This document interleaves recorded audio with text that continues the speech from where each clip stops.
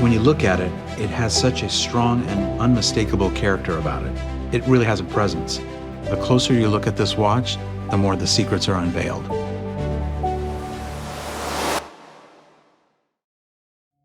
Dimitri? Joe, good to see you again. Nice to see you. What I'd love to talk about today is one of the most, dare I say, controversial watches that Patek Philippe has launched over the last decade, the Calatrava Pilot Travel Time. Why do you think it's been so surprising or unexpected? Well, you see, up to that point, Calatrava watches were considered to be very thin, elegant timepieces, and here comes this radical new approach, a rather large sporty watch. Yeah, I think Patek Philippe collectors, as well as the brand enthusiasts, were shocked by this. I think that they thought it was too big, perhaps too bold. Ultimately, I think these reactions are misunderstood, because the closer you look at this watch, the more the secrets are unveiled. Dimitri, where did the inspiration from this timepiece come from?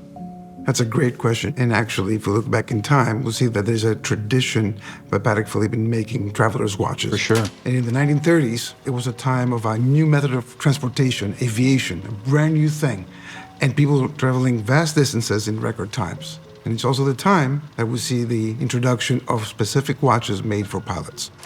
If you remember the visit at the Patek Philippe Museum in Geneva, yeah, and we actually saw two rare timepieces of the era. Yeah, I think they were large watches with extremely legible displays. That's right, and they also had the hour-angle display too. I do remember that.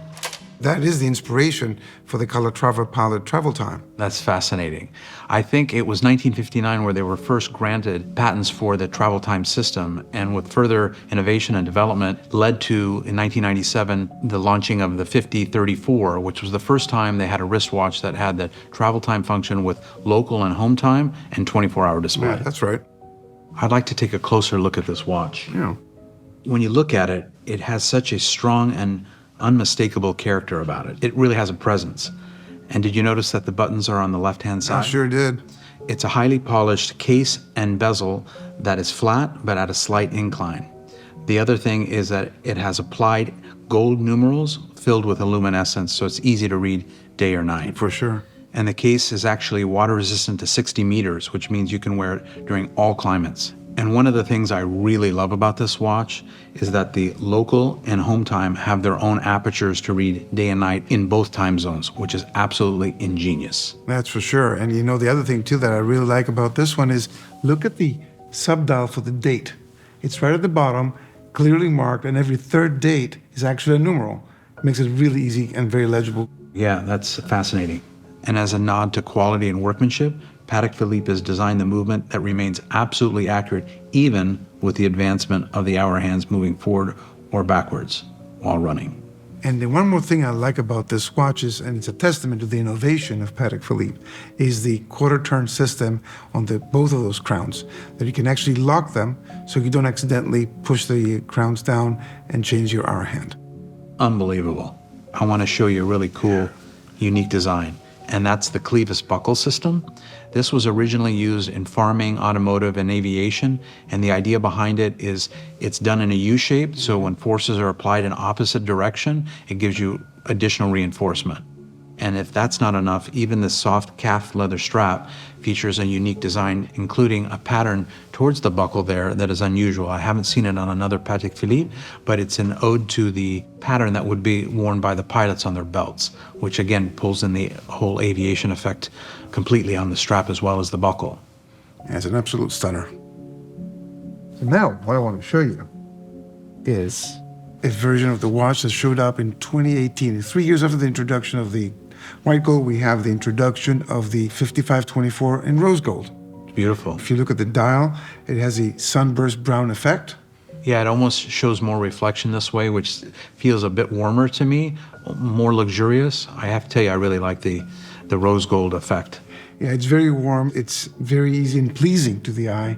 And also a cool feature about this is the luminescence on the numbers and on the hands. It's actually a light blue hue. Yeah, that is different from the original green. Yeah, beautiful watch. What about the movement? Well, let's take a look at the movement.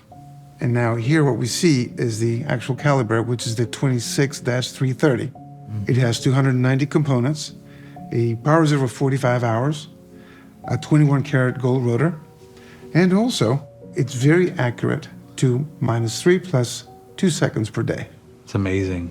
And you can certainly see the painstaking, meticulous finishing, which makes Patek Philippe watchmaking so rare. It's so beautiful. Indeed, some of the core values there of the Patek Philippe seal. Well, this famous watch can be seen nowadays in limited editions, chronographs, grand complications as well. So it's really an integral part of the Calatrava family. For sure. Well, for me, the lessons learned today is what establishes the timepiece for the current day customer is the travel time feature. The rest of the watch is all about a visual link to the past, the early days of aviation, what a pilot, really a pioneer, might need in the aircraft, like large numerals, a large case that can withstand the vibration, easy visibility at day or night with the luminosity. This is the spirit of this timepiece. These are the things that I probably love the very most about it and make it so unique. I completely agree with you, Joe. It's a great watch with great history and pedigree. Indeed. And I really want to thank you for taking the time discussing this watch. And it was really great seeing you again. Also seeing you. Thank you. I learned a lot.